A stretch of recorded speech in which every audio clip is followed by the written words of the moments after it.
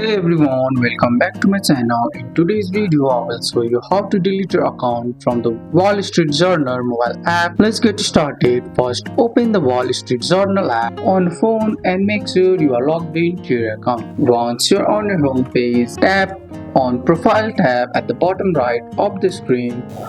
Find your account in the Settings tab or tap on Account or Manage Account. This is where your subscription and personal details are stored. Request account delete. Scroll down until you see an option like delete account or request account. If you don't see it, look for help or contact us. When you tap delete, the app will usually ask you to confirm. Sometimes it may direct you to send an email to customer support. Just follow the instruction on the screen and confirm you want to permanently delete your account. Once confirmed, you will receive a message or email that your account is being deleted. This process may take a few days, and that's it. You have successfully requested to delete yourself from the Wall Street Journal app on iPhone. That's all for today's video, guys. I hope you guys liked this video. If you found this video helpful, drop a like, subscribe for more videos. Thanks for watching. See you in the next one.